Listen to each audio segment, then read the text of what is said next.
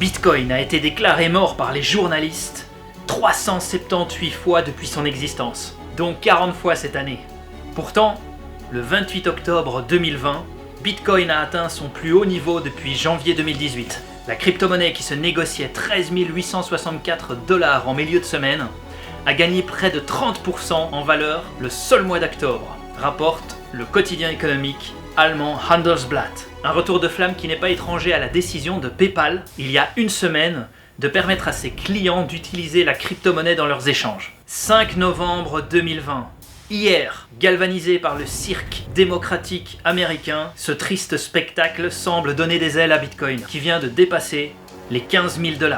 La Fed continue à faire tourner la planche à billets, et c'est tout ce qu'il faut garder en tête pour décider s'il vaut mieux garder ses économies sous forme de monnaie gouvernementale, fiat, imprimée à volonté, ou bien en Bitcoin, qui lui ne peut pas être imprimé à volonté. Alors un petit texte du fondateur de Cred, une société sur la blockchain: Bitcoin ne peut mourir et sa fiabilité est sans égale au vu de la manipulation des monnaies gouvernementales et de l'hyperinflation qu'on a pu voir par exemple au Venezuela, en Turquie, enfin tout ce que je vous partage depuis longtemps dans mes vidéos. Dans un monde où les institutions financières déclinent et trichent sans cesse, c'est une solution de choix. Il redonne la souveraineté monétaire aux utilisateurs qui s'affranchissent enfin des intermédiaires et autres tiers de confiance comme les banques ou les sociétés de paiement en ligne. Au cours de la dernière décennie, bien que volatile, Bitcoin s'est avéré être une réserve de valeur efficace et a le potentiel de devenir un mécanisme de paiement non souverain, accessible à tous et mondial. Bitcoin a surmonté de nombreux obstacles à l'adoption, atteignant une capitalisation boursière de 170 milliards de dollars en 10 ans, et sans équipe marketing, sans soutien de banques d'investissement et sans soutien des gouvernements, plutôt l'inverse, ce qui ne l'a pas empêché de grandir. Nous en sommes actuellement à ce jour à 241 milliards de dollars de capitalisation boursière en ce début novembre 2020. Si vous êtes encore nouveau dans la technologie blockchain, il est important de comprendre que Bitcoin partage de nombreuses propriétés qui lui donnent une valeur que les monnaies gouvernementales en déclin sont en train de perdre de plus en plus. Rareté, durabilité, portabilité, divisibilité, acceptabilité, sans horaire, sans frontières. Qu'est-ce que Bitcoin et les crypto-monnaies te permettent? Donc tu vas pouvoir diversifier ton portefeuille, tes avoirs, et donc le protéger contre l'hyperinflation par exemple, ou la perte de valeur des actifs. Tu vois bien avec les crises, tu vois bien ce qui s'est passé au Venezuela, en Turquie.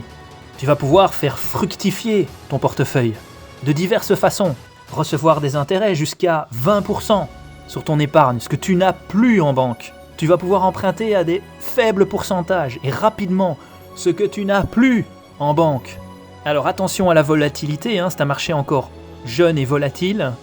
À toi de faire tes choix en conscience. Donc comme je te disais, par rapport à l'hyperinflation, Bitcoin et les crypto-monnaies sont une valeur refuge en fait. Au Venezuela par exemple, beaucoup de familles ont converti leur argent en crypto-monnaie Dash, en Bitcoin, et tu peux le voir, le dollar pour l'instant et la Federal Reserve sont en train d'imprimer à volonté, et les gens commencent à comprendre qu'il faut se protéger de la destruction qu'opèrent les gouvernements et les banques centrales. Donc par rapport à ce thème de valeur refuge, sache que le Bitcoin a par exemple progressé de 89% entre le 12 mars et le 29 juin 2020, période coïncidant, comme tu le sais, avec le confinement de nombreuses populations à l'échelle mondiale et au pic de l'épidémie. Bitcoin et la crypto-monnaie ont un taux d'adoption de plus en plus élevé. Le taux d'adoption du Bitcoin augmente à un rythme extrêmement impressionnant. En 2013, environ 1800 marchands acceptaient le Bitcoin dans le monde. En janvier 2020, ce sont pas moins de 18 000 sites qui acceptent le Bitcoin dans le monde. Une augmentation massive d'environ 1000%. Tu vois bien, PayPal a mis en place Bitcoin comme moyen de paiement. Les plus grosses sociétés du monde, comme je te l'ai dit, sont déjà impliquées et créent des solutions intelligentes, nouvelles, grâce à cette propriété principale de décentralisation. Fini les gouvernements sous cette forme, les médias qui censurent, les blocages, les freins, les limitations, les entraves, les horaires qui te limitent, les entraves à la liberté d'expression. C'est fini. Alors maintenant, quels sont les risques? Et tu as peut-être des peurs, évidemment. C'est l'inconnu.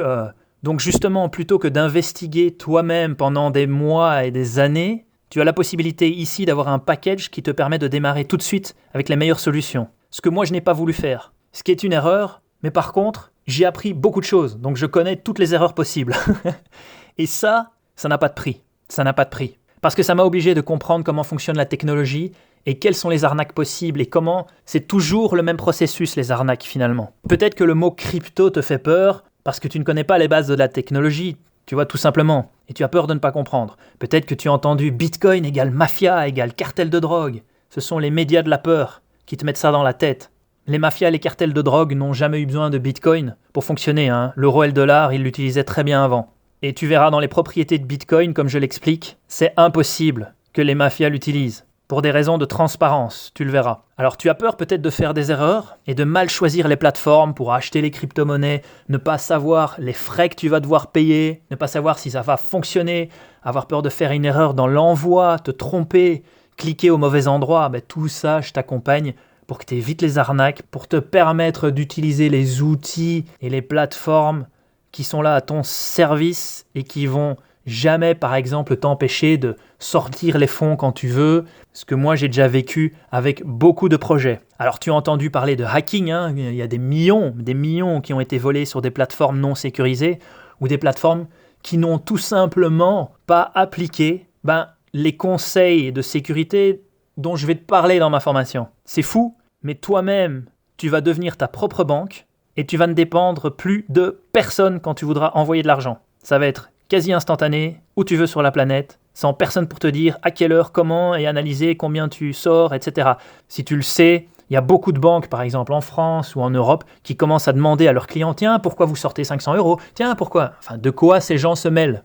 Peut-être tu as peur parce que tu sais peut-être pas comment sécuriser correctement, c'est trop complexe et effectivement, il y a beaucoup d'étapes encore pour l'instant. Mais le but aussi de ma formation, c'est de t'aider à dorloter ces peurs, leur dire que tout va bien se passer, parce que tu auras les conseils pour éviter de perdre ton argent, en tout cas pour minimiser tes risques au maximum. Ça t'intéresse pas ça? Non, sérieux.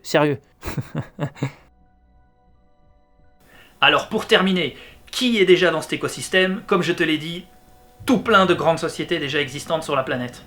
Et plein de nouveaux projets. Si tu veux avoir une idée des noms de sociétés qui sont déjà rentrées dans la cryptosphère, je te conseille d'aller voir mes vidéos. Je vais te donner un lien pour aller voir ma playlist de 4-5 vidéos là, pour comprendre la transition banque-cryptosphère. Et tu vas voir, tu vas bien comprendre le potentiel et l'importance de s'ouvrir à ce nouveau paradigme. Donc tout est là pour toi, pour démarrer.